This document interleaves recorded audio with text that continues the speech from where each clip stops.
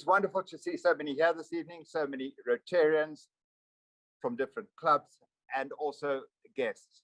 I'd like to particularly acknowledge past District Governor.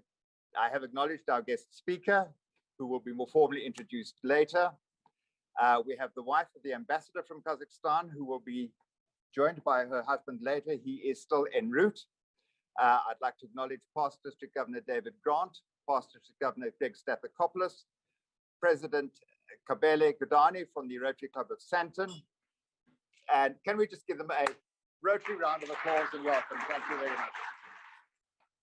To formally start the meeting and get it out of the way, I would like to ask past President Leon Bekel for the object of Rotary, please.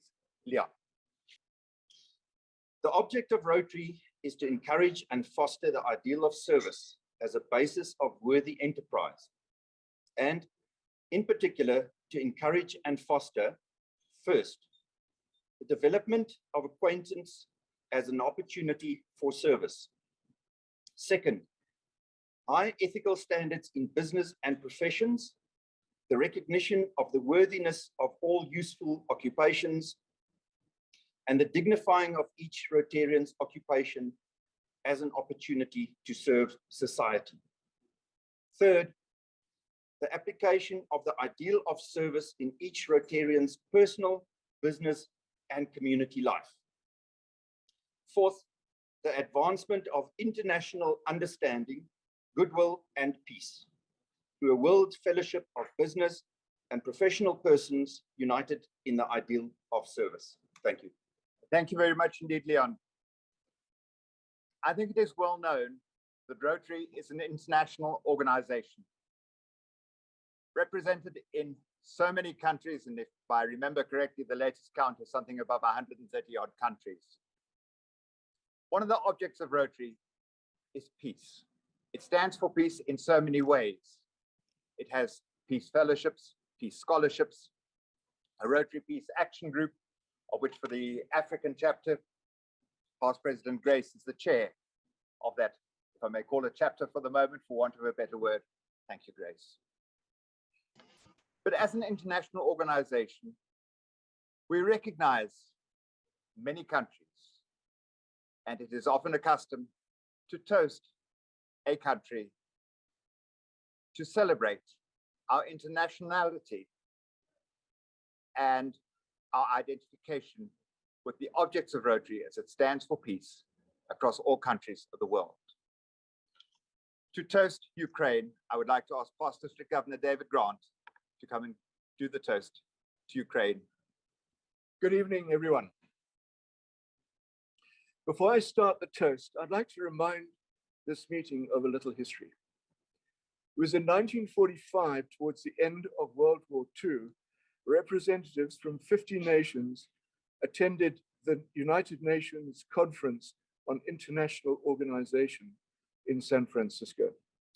Their task was to draft a universally acceptable charter for an international organization that would, amongst other objectives, maintain international peace and security.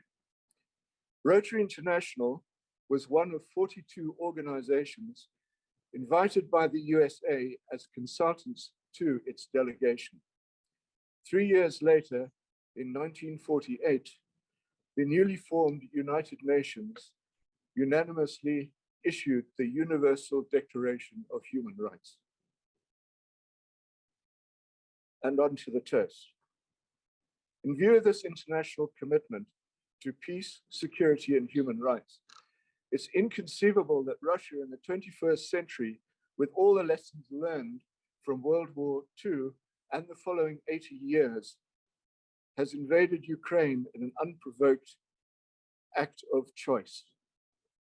Whilst this war may seem a long way away from where we are in Southern Africa, we have witnessed through the immediacy of the social media platforms and internet news sites the war crimes, the atrocities, the brutality, the loss of life of casualties, blatant targeting of civilians and children, the wanton pummeling and destruction of Ukraine's cities, towns, and infrastructure, and the worst refugee crisis in Europe since World War II. The world is holding its collective breath that the situation will not escalate. which if it does, no nation on this planet will remain unharmed. We admire the unwavering leadership of the Ukraine President, Volodymyr Zelensky, and the fortitude of the Ukrainian people in the face of huge odds as they repulse this invasion. Not only are they making this stand as a pillar of liberty, democracy, and self-determination for their own sovereignty, but they're also making this stand on behalf of all nations and peoples of the world. The Ukraine deserves the full support of all peace-loving nations and peoples in a very sad and delicate situation. We trust that truth and good will ultimately prevail over the evil that we are witnessing, and we hope and pray for a cessation of hostilities. Please charge your glasses and stand and wait for me to raise my glass.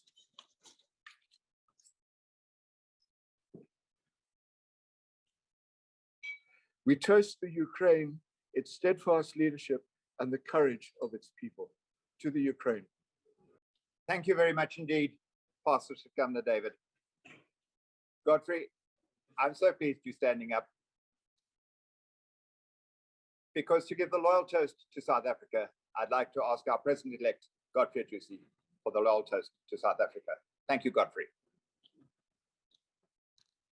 Thank you, Francis. Can everybody hear me at the back? So it's have to be here. You know, when I was asked to do the toast to South Africa, I looked quite hard to see something that would be befitting the occasion. And I went right back to 1996 with former President Thabo Mbeki gave the speech during the adoption of our Constitution of South Africa. And so I thought it was quite befitting that I echo some of the extract from his speech, I Am an African, for today. And I was given very limited time, so it is an extract. Apologies for the purists of people. So here it goes. I am an African. I owe my being to the hills and the valleys and the mountains and the glades, the rivers, the deserts, the trees, the flowers, the seas and the ever-changing seasons that define the face of our native land. I have seen our country torn asunder as these, all of whom are my people, engaged one another in a titanic battle. The one to redress a wrong that had been caused by one another, and the other to defend the indefensible. I have seen what happens when one person has superiority of force over another, when the stronger appropriate to themselves the prerogative, even to annul the injunction that God created all men and women in his image. I know what it signifies when race and color are used to determine who is human and who subhuman. Because of that, I am also able to state this fundamental truth, that I am born of the people who are heroes and heroines. I am born of people who would not tolerate oppression. I am of a nation that would not allow that fear of death, torture, imprisonment, exile, or persecution should result in the perpetuation of injustice to anybody. A great mass who are my mother and father will not permit that the behavior of the few result in the description of our country and the people as barbaric. The Constitution, whose adoption we celebrate, constitutes an unequivocal statement that we refuse to accept that our Africanness shall be defined by our race, color, gender, or historical origins. It is a firm assertion made by ourselves that South Africa belongs to all who live in it, Black and white. It gives concrete expression to the sentiment we share as Africans and will defend to the death that the people shall govern. It enables the resolution of conflicts by peaceful means rather than resort to force. It enables, as an African, this is an achievement of which I am proud, proud without reservation, and proud without any feeling of conceit. Today, it feels good to be an African. Whatever the setbacks at the moment, nothing can stop us now. Whatever the difficulties, Africa shall be at peace. However improbable it may sound to those skeptics around us, Africa will prosper. First to South Africa and to Africa as a whole. Thank you very much indeed, Godfrey. Prescient words indeed for today's times. Prescient words indeed. But we now come to our guest speaker, and it's my pleasure and honor to introduce Her Excellency Liubov Abravitova, Ambassador Extraordinary and Plenipotentiary of Ukraine to the Republic of South Africa since April 14, 2020, and to the Republic of Mozambique since September 21, and to the Republic of Botswana since October 21. She's been Chargé d'Affaires of Ukraine to the RSA since August the 31st, 2019. Prior to this, Liubov Abravitova assumed a role as counselor at the Embassy of Ukraine in Pretoria in January 2017. And earlier she served as the counselor of the Middle East and Africa Department of the Ministry of Foreign Affairs of Ukraine. Ms. Abravitova entered the Ministry of Foreign Affairs of Ukraine in March 2003.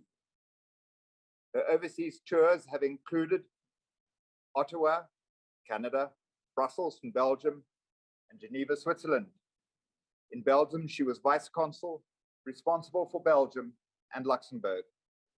She was Press Attaché for the Ministry of Foreign Affairs from 2007 until 2009. Ms. Abravitova was raised in Odessa, Ukraine. She received a BA in International Relations from Odessa National University and a Master of Advanced Studies in European Security Issues at the University of Geneva. She speaks, for the linguists amongst us, Ukrainian, Russian, English, and French, and tonight she will be talking to us in English. I ask you to give a warm welcome, please, to our guest speaker, Her Excellency. Good evening, ladies and gentlemen. Let me first of all thank you for joining us this evening. Thank you, Your Excellency, Ambassador of Kazakhstan, for this support and showing to me and coming straight away from Pretoria to Johannesburg this evening. You know, it's a pleasure for me to have this event in the oldest Rotary Club in Africa. And I believe this platform being that one that stands for peace globally, it's really a proper platform to be. Well, I have my speech, and usually I don't read it. And this time I will follow my habit. I will not read my speech, and I will talk to you from my heart, from my experience. As was mentioned, I'm a career diplomat, and I would invite you rather to have a dialogue. Dialogue is important because all of us are different in this room, and those who are joining us online today, I hope as well will have this opportunity to ask questions, and let's put it better to the discussion, because as many opinions that we have, many solutions we can reach. I'm very proud to be Ukrainian today, even more proud than I was yesterday, and more proud than I was the day before yesterday. My people are paying today very expensive price to protect their sovereignty, their self-identity, and to protect the notion of human rights. And as properly was admitted during the toast for Ukraine, we are today protecting that not only for Ukrainians, but for all civilized world. for all the people who believe in democracy, who believe in rule of law, the rule of international law. Today is 42nd day of open Russian invasion in Ukraine. I'm sure you all are following terrible news, not only from Ukraine, but also from European region, where the humanitarian catastrophe is unfolding every day. But let me stress here that this war didn't start on the 24th of February. It started on 2014, already 8 years ago, with annexation of Crimea and with invasion already at that time to the sovereign part of Ukraine called Donbass. All these 8 years, Ukraine was very eager to follow diplomatic solution and negotiations, sometimes going to those solutions that maybe would not be comfortable for our people, but trying to protect our territorial integrity and to get back to our legitimate borders. Since 2014 up to 24th of February, we already lost 14,000 Ukrainian lives in Russian war against Ukraine. We had millions of internally displaced people. We had thousands wounded people, destroyed lives and destinies. Today, Russia did a big mistake. If since 2014, this issue for 8 years was not placed properly, if I may say so, on the continent of Africa, then today Ukraine is placed on the African map. And this issue comes not only on the news, it comes to the hearts of African people, of all those who are united by this struggle that all of you went through not a long time ago. Today I'm asked, how do you feel? Everyone wants to see and hear very personal stories, how the ambassador of Ukraine and her staff feels being that far from Ukraine and seeing not only from the news, this war crimes and atrocities. And I answer everyone, we are strong. And I want to show you this strength because this is not only for us, this is for all of us. What would you take with you if you would need to run away, to flee from your house immediately? Would it be the pictures of the family? Some gifts of your mothers and fathers?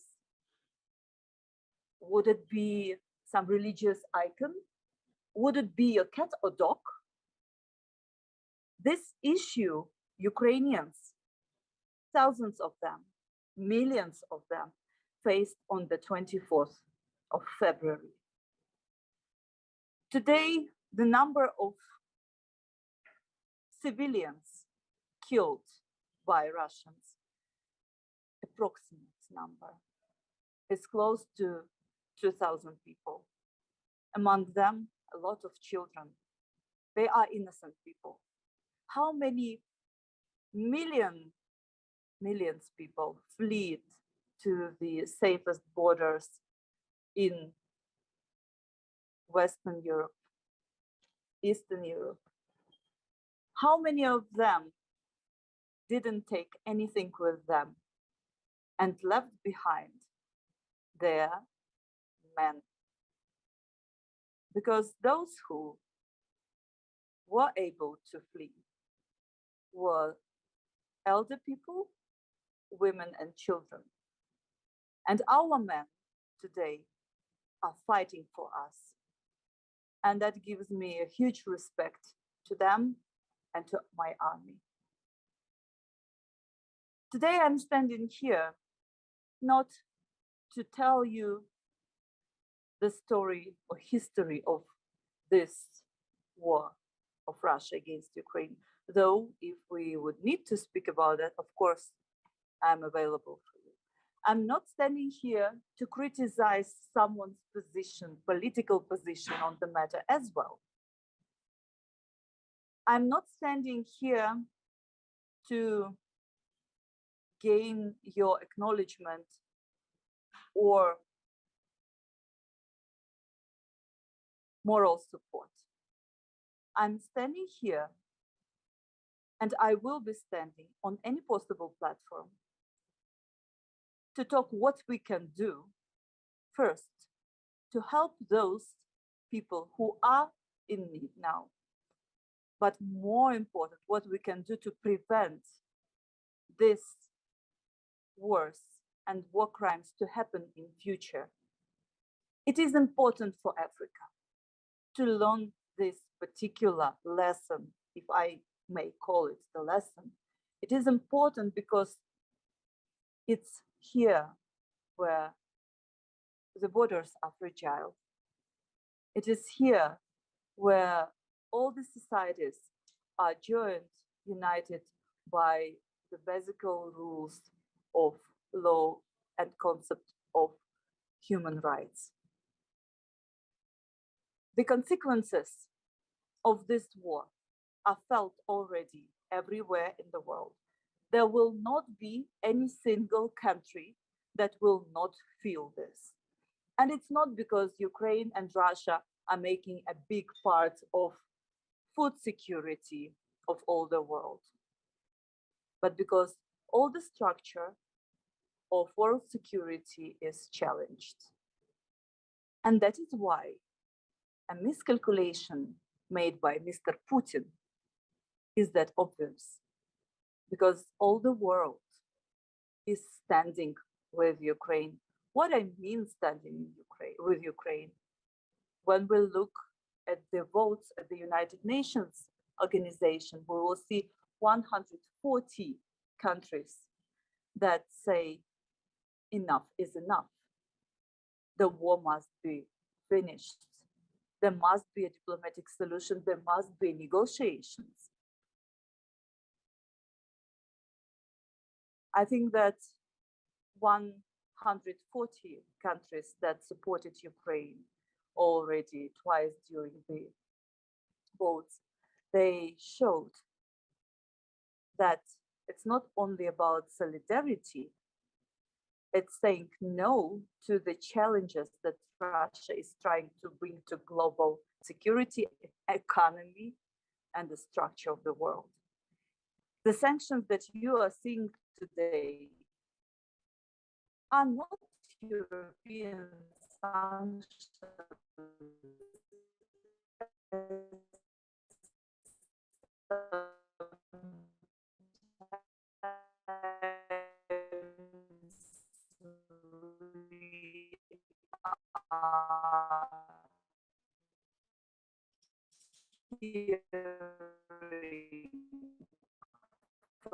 From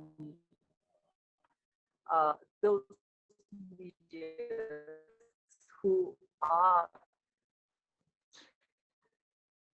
supporting some Latin American, from some African countries.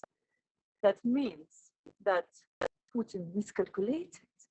He wanted to divide the world, but he united. He wanted to divide Ukrainians, but again he united. He wanted to, what he denazify and de-Ukrainize my nation. I think the only thing that he will achieve is to make demilitarization, for sure, because our army is suffering big losses. but some of our cities are already 50% destroyed. And of course, it's not the end.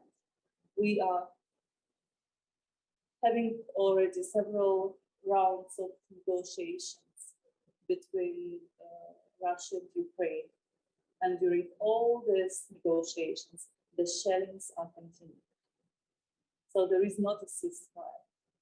There are hardly humanitarian corridors that are exist. That means that your support of the system is not something imminent that we need. We will need it for a long time.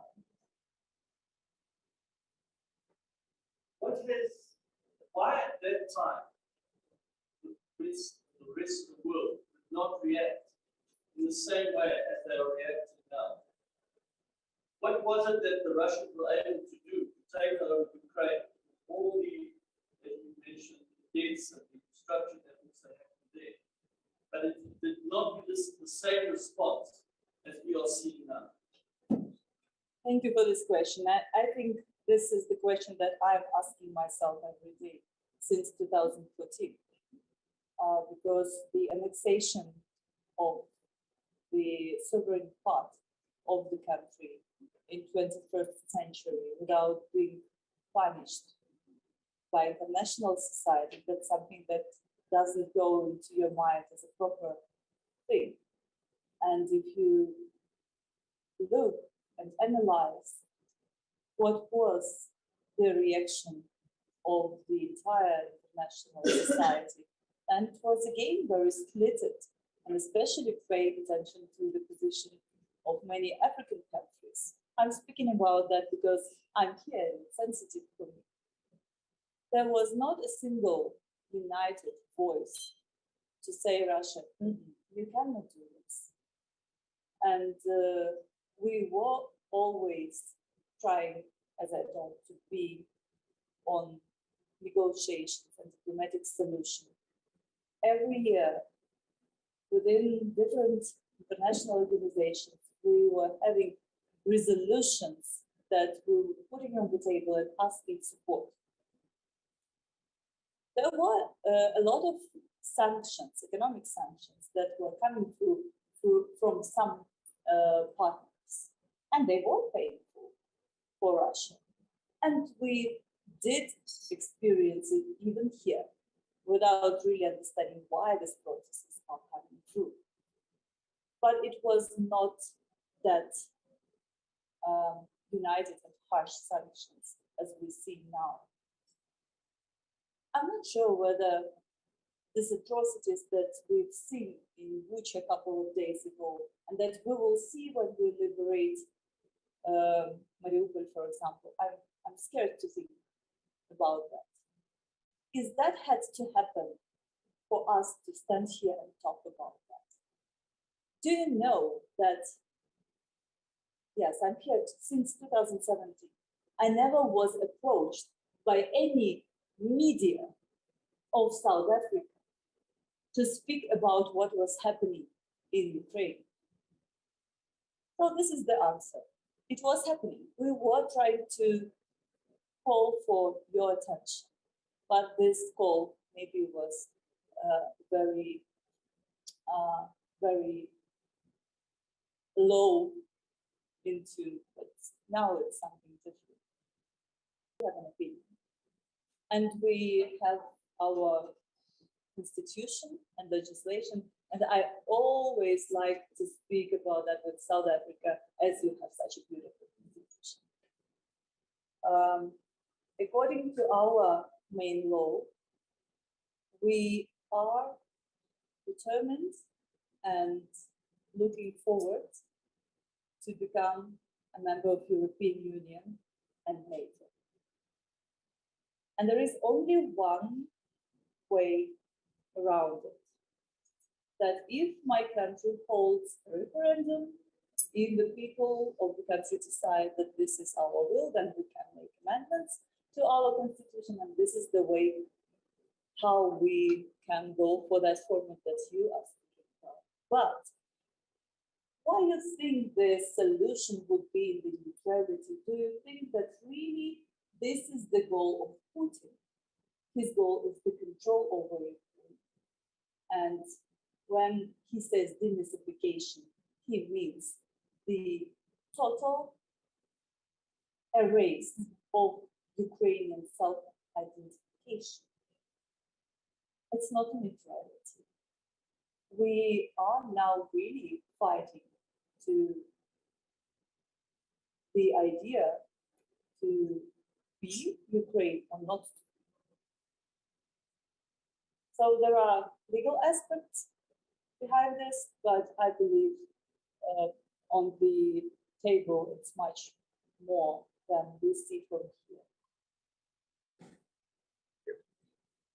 Be enough. We are able to fight with our strong armed back. We just don't have enough of army. We don't ask for foreign armies to come and to fight in Ukraine. Our people is really enough. Moreover, when the war started, we announced the territorial security units, and anyone aged from 18 to 60 being not a professional military would join us. And there were huge lines, and we just didn't need that many people at that stage. So we have our plans. We need desperately. Yeah, so the question for those who didn't hear it is that the military assistance is not coming quick enough, but a lot of countries seem to stand even more standing any military equipment, like for example Sweden or Switzerland. It takes time in terms of logistics, of course, and it's not safe when it comes to the Ukrainian territory, because you see that all our fuel reservoirs being bombed. So it's technically difficult. But what I can tell you, according to that statistics that you can get from open sources, even that assistance that has been declared is not coming in full numbers. Not a big specialist on China, but I am a big specialist in Africa. And when I look at the positions of China in Africa, I definitely see a very big footprint and influence, particularly on the war of Russia against Ukraine.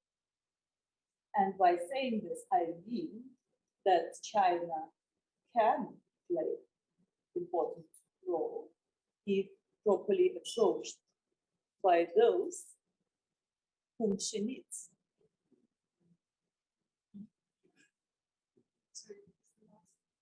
If China properly approached by those countries, especially in Africa, whom she needs. It's a great honor for me as Director of Rotary International's Action Group for Peace to be able to have you with us this evening.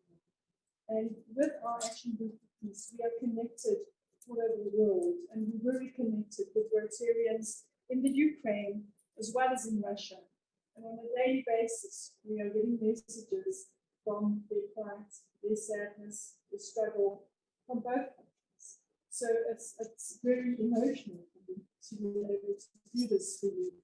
I'd like to thank you very much for giving your time to us. And there were two things that stood out for me in your presentation. The first one was, if we had what happened in Ukraine happen to us now, what would you take with you? What possessions would you take? Who are you leaving behind? What are you leaving behind? And that to me was really, really, it really touched me. The other thing that struck me, and as Rotarians, it is in our DNA that we are peacebuilders. That since 2017, you've been reaching out to people to listen to you, and it fell on deaf ears. Let this be a lesson to us, to listen and see what's happening before it explodes in war. Let us be peacemakers and let's be aware of what's going on around us. Thank you very, very much from the bottom of my heart. And as a representative of Rotary, but also the Rotary Action Group for Peace, thank you so much. It was Archimedes who said, give me a lever long enough, a platform firm enough, I will move the world. I'd like to put a slightly different twist on that. For those who may be Game of Thrones fans, it goes like this. Give me a story powerful enough, I will change the world. I don't need a lever, and I don't need a platform. I'd like to echo the words of past President Grace, Madam Ambassador.